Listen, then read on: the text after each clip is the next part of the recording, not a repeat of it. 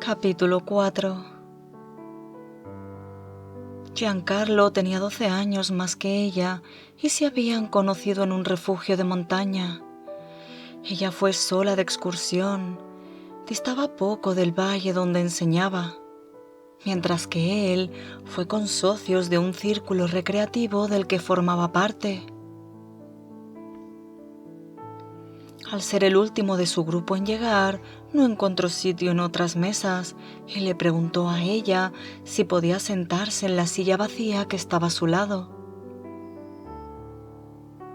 Anselma se dio cuenta de que cojeaba ligeramente y él le confesó enseguida el motivo. Lo hirieron durante la guerra, en una acción que, según decían sus camaradas, por audacia y valentía habría merecido el reconocimiento de una medalla al valor.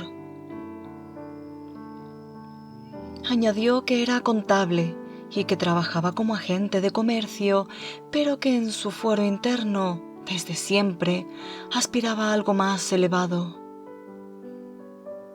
Después permanecieron largo rato en silencio contemplando el perfil de las montañas, el terso cielo, el vuelo de un gran rapaz a lo lejos.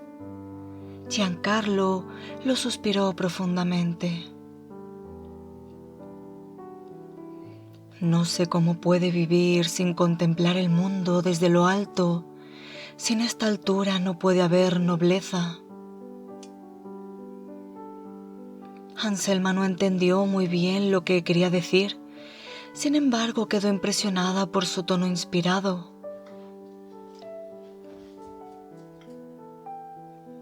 ¿Y a usted también le gusta la poesía?, preguntó tímidamente. Por supuesto.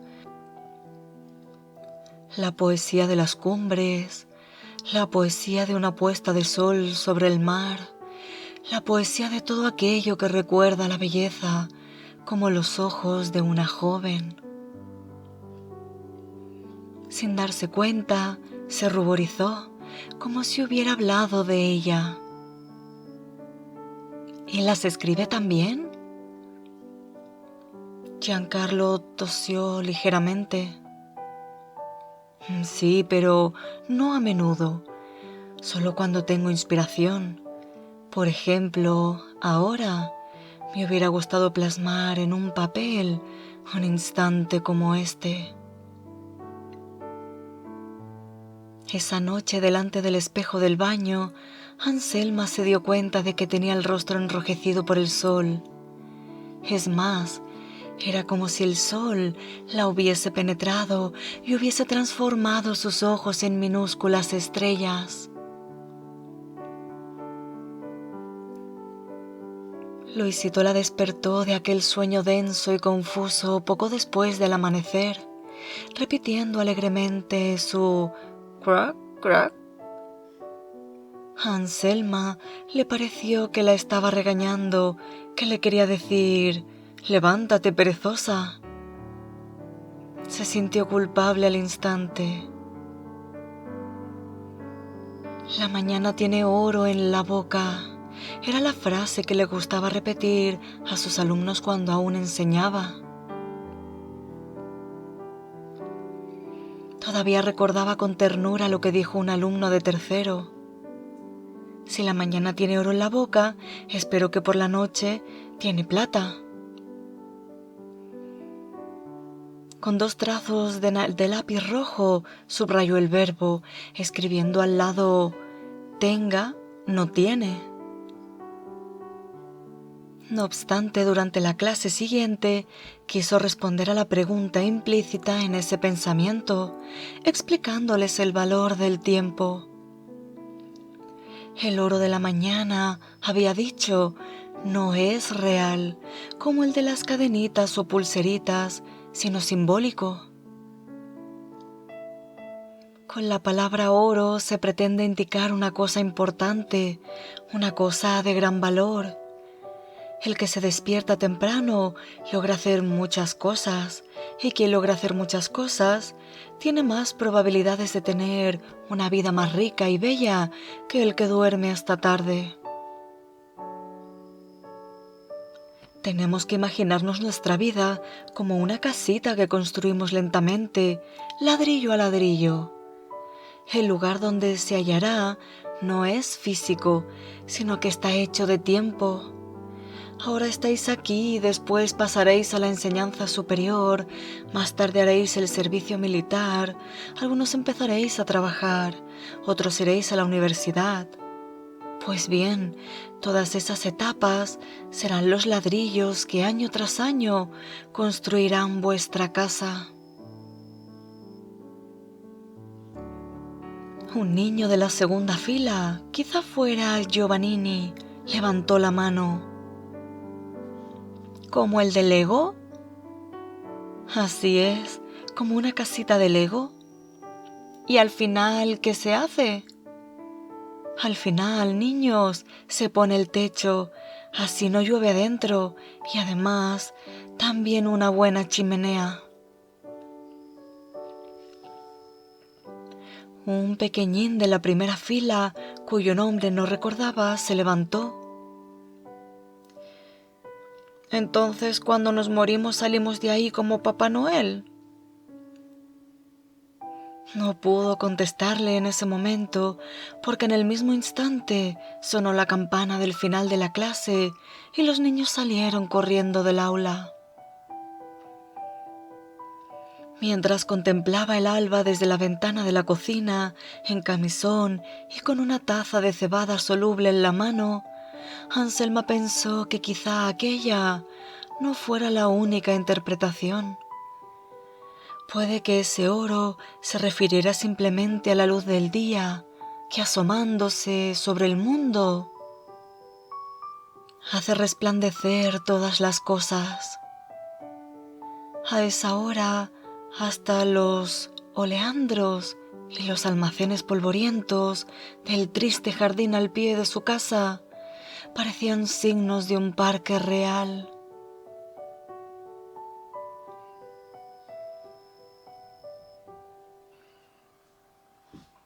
Capítulo 5. La mañana siguiente, Luisito y ella desayunaron juntos en la cocina, uno delante del otro. Tostadas con mermelada para ella y un cuenco con semillas de girasol y trocitos de manzana para él.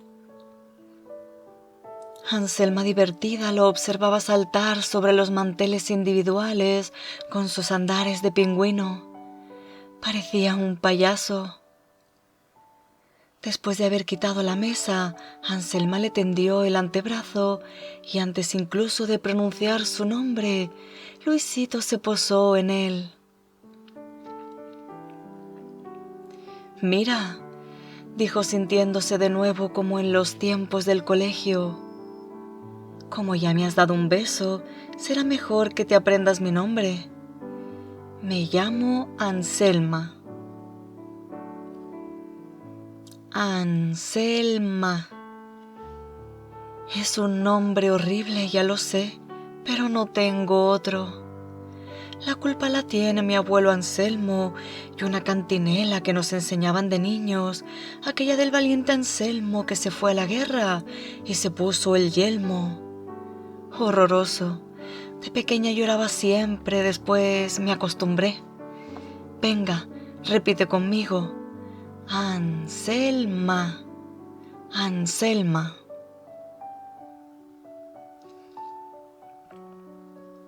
Luisito giraba la cabeza de un lado a otro, tratando de aprendérselo. De vez en cuando abría el pico, moviendo lentamente la lengua corta y gris. Cuando el sol alcanzó la puerta del aparador y aquí supo que eran las 9, Anselma terminó la clase. Se lavó, se vistió y después de rogarle a Luisito que se portara bien, salió a comprar el pan. De vuelta a casa decidió poner un poco de orden. La cocina, el dormitorio y el salón estaban perfectamente, pero hacía años que no tocaba la habitación de sus hijos y el gran trastero de detrás del balcón. Probablemente estaba lleno de telarañas y de polvo. como sucede en los lugares deshabitados de las películas de terror o en las estancias de los castillos hechizados. Y a fin de cuentas, ¿no había sido así su vida durante los últimos años? Parecía que la varita mágica de un malvado mago lo hubiese congelado todo. Había nieve en su corazón y hielo en sus miembros. Esa nieve y ese hielo la acompañaban a todas partes y helaban todo lo que estaba a su alrededor. ¿Cuándo había empezado el hechizo? ¿A la muerte de Giancarlo? ¿O mucho antes? ¿Cuándo había sido la última vez que se había sentido realmente viva? Los recuerdos empezaron a emerger como la punta de un iceberg. Una parte estaba fuera, iluminada por la potencia del sol, y la otra, desproporcionadamente grande, estaba debajo, helada por la profunda oscuridad del mar. Recordaba aún aquella especie de alegre excitación que había experimentado en Murano con Luisita, convencidas ambas de que la vida les habría ofrecido algo extraordinario. Sin embargo, más tarde, aquella euforia se fue diluyendo lentamente a lo largo de los años que siguieron a la licenciatura. Años pasados deambulando por Italia, persiguiendo suplencias, pueblecitos perdidos en medio de valles inhóspitos, aulas heladas y alumnos con sabañones, padres cohibidos que venían ofreciendo huevos, coles, gallinas y botellitas de un aguardiente mortal hecho en casa. A pesar de todo, era siempre emocionante. El 1 de octubre, entrar en una nueva clase y ver todos esos ojos atentos y algo asustados, esos flequillos peinados con agua, los zapatos lustrosos y los cuadernos por estrenar. Había un olor particular allí dentro. Solo con el paso del tiempo comprendió que se trataba del olor de los polluelos.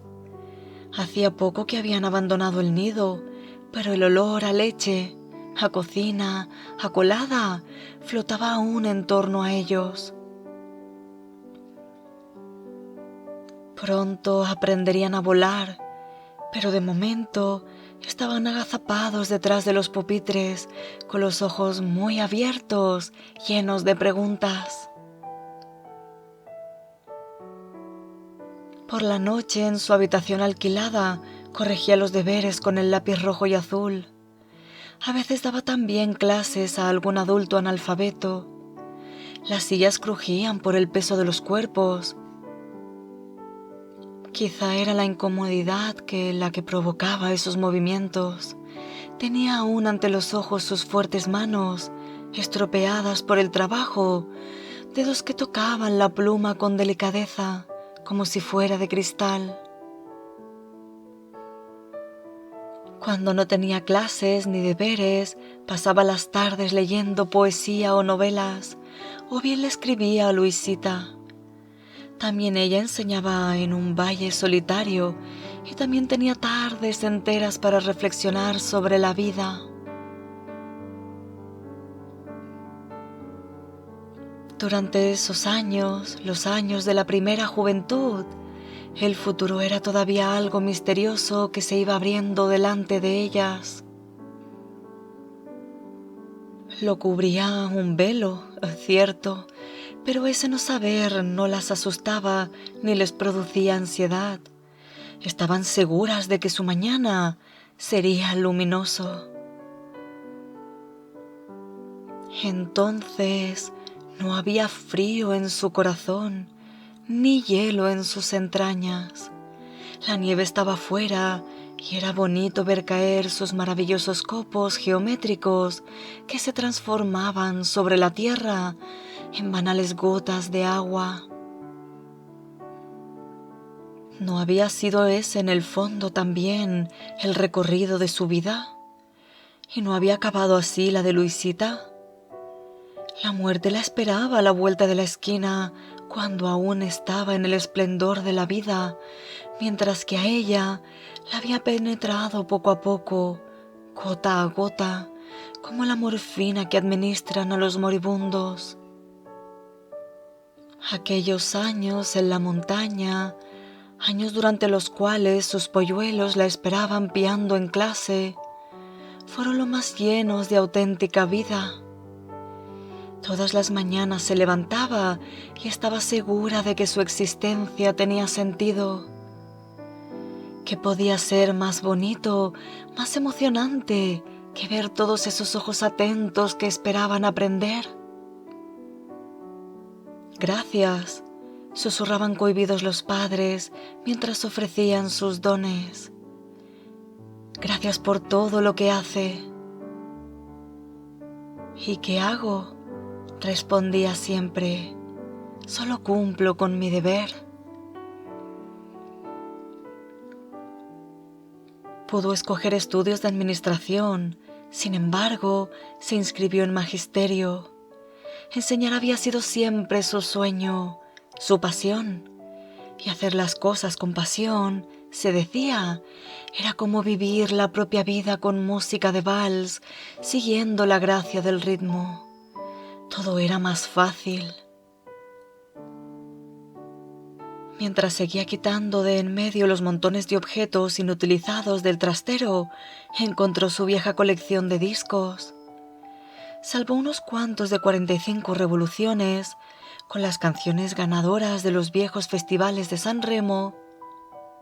El resto eran todos de 33.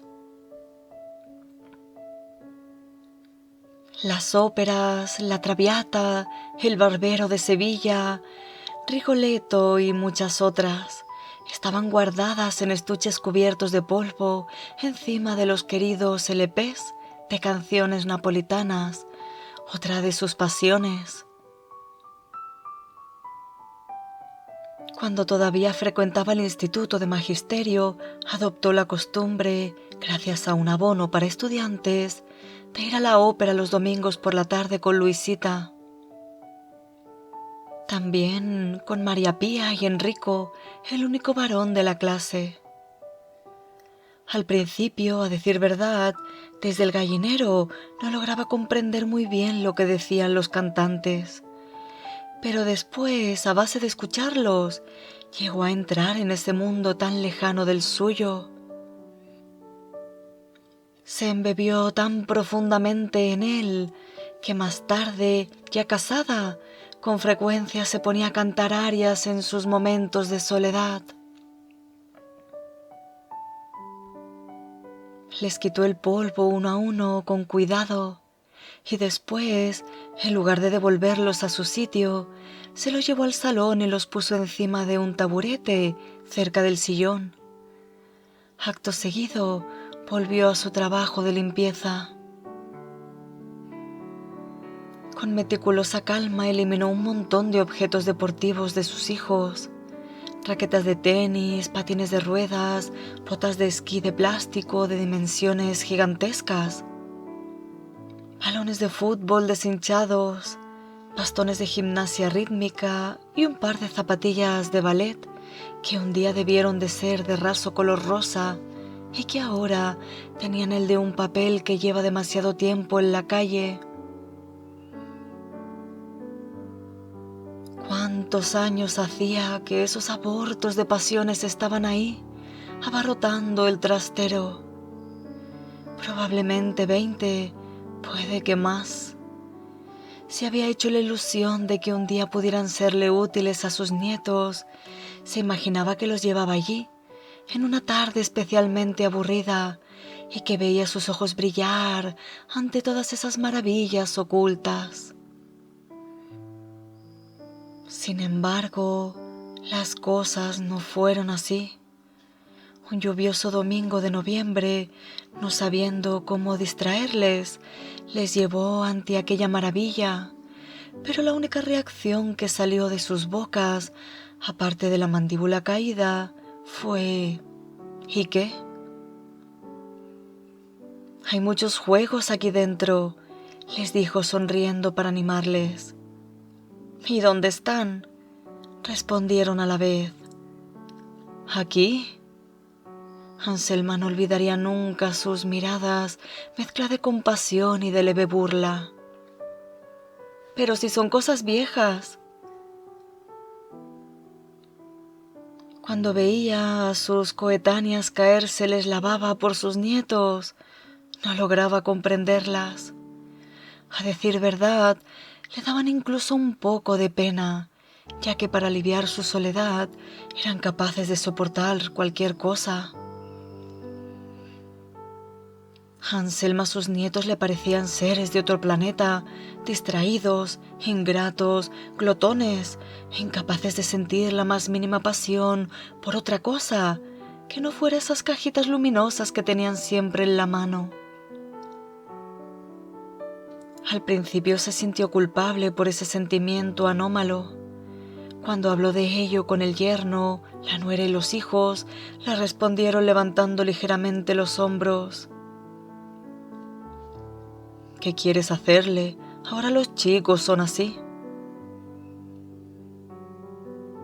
Desde entonces sus vidas empezaron a separarse, como continentes empujados a la deriva por la placa tectónica.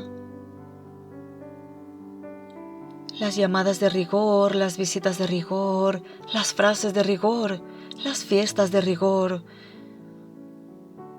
Todas ellas, una peor que otra, una más triste que la otra, hasta la última en la que su yerno tuvo la brillante idea de colgar un Papá Noel hinchable en el balcón, y ella no dudó en cortar la cuerda que lo ataba a la barandilla, haciéndolo caer desde el 5.º piso. Para los niños fue una tragedia. ¿Quién nos traerá los regalos ahora?, lloriqueaban. Por no hablar de los empalagosos remilgos de la nuera, cuyo único pensamiento era la planimetría de un apartamento del que con toda seguridad un día sería la propietaria. Merodeaba por las habitaciones como un búho susurrándole a su marido, completamente sometido. Aquí ampliamos la ventana, allí tiramos el tabique y la unimos con la habitación de la vieja. También esto le lava el corazón, la idea de haber procreado hijos y de arrepentirse de haberlo hecho.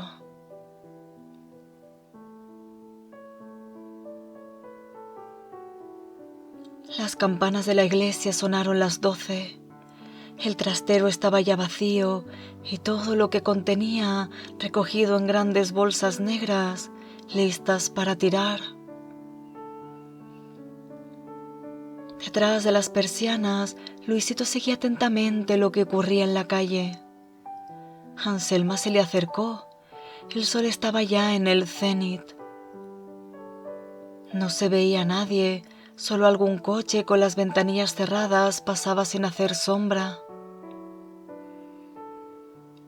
Un perro jaspeado, con la lengua colgando, merodeaba en busca de un lugar donde beber. «Alarma, perros», diría el locutor. Anselma se volvió hacia el papagayo. «¿Qué te pasa? ¿Estás triste?» Luisito la miró, inclinando la cabeza de un lado a otro, como si estuviera contemplando una obra de arte. ¿Tú también tienes un peso en el corazón?», le preguntó Anselma, rozando con el dedo índice el punto del plumaje donde suponía que estaba su pequeño corazón. Lo sintió latir templado y rapidísimo. ¿Tienes nostalgia de algo? En ese momento, Luisito extendió las alas. Sus ojos eran negros como el carbón, muy luminosos. Abrió el pico, sacó la lengua y dijo: «Oh, Anselma,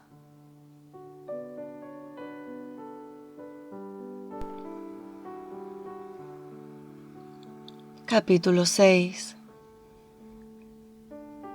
Una tarde el calor concedió una tregua y una brisa inesperada sacudió el follaje de los almeces que estaban delante de la casa, y las cortinas revolotearon como si fueran fantasmas. Anselma, que se había adormilado en el sillón, se despertó de golpe con el ruido de una persiana que batió. Por encima de los edificios se adensaban gruesas nubes negras. Ese día, a la hora de comer, Luisito habló de nuevo. «Gracias», dijo cuando Anselma le pasó el cuenco con trocitos de manzana y plátano. Así decidió que era el momento de insistir con la enseñanza. La clase que siguió no debió de ser distinta de las que Robinson Crusoe le impartía a su criado Viernes. Se puso delante de él y con un lápiz en la mano se indicaba a sí misma repitiendo su nombre precedido del pronombre yo. Después, tocando ligeramente la barriga del papagayo, repetía: «Tú, Luisito. Tú, Luisito». La clase se interrumpió por el estallido de un trueno no lejos de su edificio. Luisito se estremeció erizando las plumas. La luz de la mesa de la cocina osciló y después se apagó. Una ráfaga de viento abrió de golpe la ventana, volcó el cuenco del papagayo ya vacío, hizo volar hasta el suelo viejos periódicos colocados sobre el alféizar y un portazo violento a la puerta del pasillo. Luisito se protegió en un ángulo mientras Anselma, inquieta, se precipitaba a cerrar la puerta. ¿Qué habría pasado si esa ráfaga hubiera expulsado al nuevo compañero de su vida? De improviso se dio cuenta de que ya no podía vivir sin él y que debía aprender a ser más cauta, no solo con las ventanas, sino también con los vecinos, si se daba la nefasta posibilidad de que un día alguien viniera a reclamar la propiedad del animal. ¿Animal? Se sintió algo incómoda al pensar en esa palabra. ¿Era un animal, Luisito? ¿O era alguna otra cosa? ¿Qué era en realidad un animal? En el menosprecio del uso común se olvidaba demasiado fácilmente la esencia de este término. Ánima. Si el animal era alguien que tenía ánima, alma, no resultaba tan evidente que se pudiera decir lo mismo de la mayor parte de los seres humanos. Su nuera, por ejemplo. Ahora la lluvia batía con fuerza sobre los cristales. Se oía la alarma de un coche en la calle dominada por las sirenas de los bomberos. Como no era posible seguir poniendo orden, se sentó en el sillón, se tapó las piernas con una mantita y llamó a Luisito para que viniera a su lado. El papagayo voló hasta el respaldo, de allí bajó hasta el apoyabrazos y se acurrucó hinchando las plumas. «Crack, crack», susurraba bajito, como si fuera una historia que se contaba a sí mismo antes de dormir.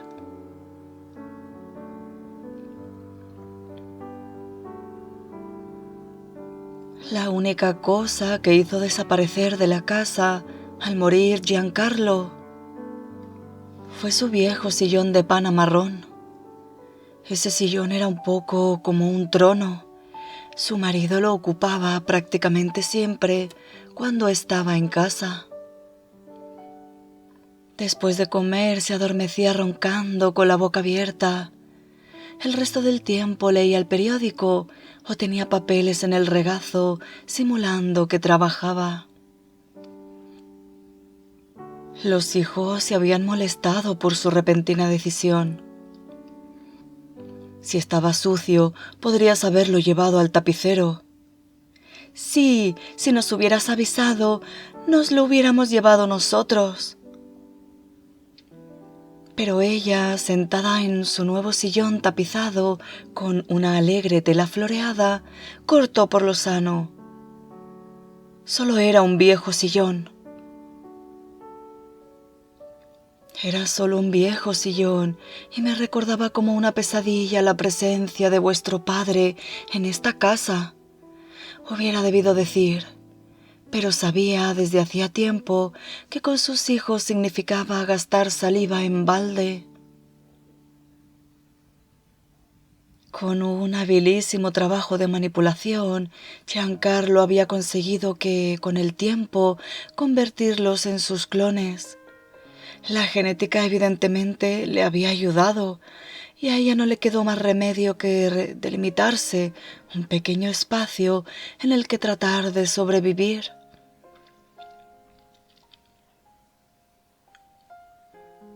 Una de sus grandes últimas discusiones, quizá la última, los hijos estaban ya entrando en la adolescencia, fue precisamente sobre esto. ¿Qué era o qué no era la educación? «Tú los manipulas», le dijo ella, protestando por alguna intervención inoportuna. «Quieres transformarlos en soldaditos sin horizontes. Y tú tienes la cabeza llena de tonterías», fue su amable respuesta. «He educado decenas, centenares de niños». «¿Ah, sí? Evidentemente los has educado mal, visto que te echaron del colegio». «Soy yo la que me fui». «Te invitaron a hacerlo y en cualquier caso no te permitiré que perjudique a mis hijos». Para recuperar algún sentimiento hacia sus hijos, convertidos en extraños demasiado pronto, Anselma tenía que retroceder a los tiempos en que estaba encinta, al día en que los trajo al mundo y estrechó contra su pecho sus cuerpecitos temblorosos y húmedos. Se había casado a los 29 años y a los 31 se había quedado encinta. Vivían aún Mestre y Giancarlo, era para ella todavía el príncipe azul. El hombre al que había jurado amor eterno y eterna fidelidad ante el cura y todos los familiares presentes emocionados. Sí, aquel día se había sentido viva, extraordinariamente viva. Recordaba cada instante a la perfección, la alegría, el entusiasmo, la espléndida sensación de ser la elegida. El peluquero, el vestirse con aquel hábito suntuoso y cándido, la lista de regalos, las bomboneras que habían escogido juntos. El sentimiento de gratitud hacia el cielo por haberla hecho conocer al hombre más maravilloso del mundo entero. Entonces aún se llevaba bien con el habitante del mundo superior, y así todas las mañanas, con las manos juntas, repetía: «Gracias, Señor, te doy las gracias por haberme hecho conocer a Giancarlo». El día antes de la boda, él le hizo llegar su regalo envuelto en un papel con flores de lis de Florencia. No era un banal anillo, regalo que todos los novios sin fantasía hacen a su prometida, sino un cuaderno con la cubierta rígida, en cuyo interior estaban escritas poesías a mano con pluma estilográfica. Era la caligrafía apretada y angulosa de Giancarlo. mientras salía de su brazo de la penumbra de la iglesia, acompañados por las notas de la marcha nupcial, le susurró al oído: «Son maravillosas. ¿Las has escrito tú?». Giancarlo apenas se volvió y sonriendo le dijo: «Jamás hubiera podido hacerlo si a mi lado no hubiera tenido una espléndida musa». En los años que siguieron, evocó con frecuencia aquellos pocos metros recorridos de su brazo. Fuera brillaba un implacable sol de verano, penumbra dentro, luz cegadora afuera. A lo largo de ese recorrido aparentemente interminable, le volvieron a la mente las palabras de una persona salida del coma. Contó cómo se había sentido transportada desde la oscuridad hacia una gran luz que la esperaba al final de un agujero negro. Esa luz era el espacio sereno y eterno de la muerte, una sensación de paz nunca sentida antes. Regresó muy a pesar suyo, llamada por la voz de sus seres queridos y de los reanimadores. Pues ella en aquel preciso instante se sentía en las mismas condiciones. Dejaba a sus espaldas la penumbra incierta de la juventud para entrar en la plena luz de la madurez. Cuando salieron, después de los besos de rigor, se subió al coche de Giancarlo, seguido por un cortejo de coches que claxonaban. En los alrededores, hacía poco que habían segado el trigo. Entre el amarillo intenso de los rastrojos revoloteaban cornejas y pichones. Se diría que las cosechadoras habían esparcido polvo luminoso sobre el paisaje. Todo parecía empapado, inmerso en el resplandor del oro. El banquete se organizó en la granja de unos parientes de la madre de Giancarlo. Un acordeonista, más bien gordo, sentado en un minúsculo taburete, trataba de amenizar las largas mesas de invitados. Muy pronto a Anselma le estalló una terrible jaqueca que empeoró por la mala calidad del cava que se servían continuamente. De la interminable comida solo recordaba la cara de su suegra, que con un sombrerito que parecía una copa de helado, hablaba sin parar. El tema, naturalmente, era su hijo, ese chico que habría dado pruebas de ser un hombre extraordinario desde cuando estaba en su vientre, por la manera decidida de dar patadas. Para no malgastar inútilmente el dinero, el viaje de novios se limitó a alguna excursión por los alrededores. El primer día fueron a Venecia a dar de comer a las palomas de la Plaza San Marcos. El segundo a la abadía de Pomposa para probar el flamante 850 del tío. El tercero, y fue el más trabajoso, en barco por el río Brenta para visitar los palacetes del Véneto. La noche de bodas, en la enorme cama hecha por la madre con la colcha de color rosa fucsia y los almohadones de ganchillo, Giancarlo dio un gatillazo. El cansancio gasta malas pasadas, susurró él antes de caer en el ruidoso sueño.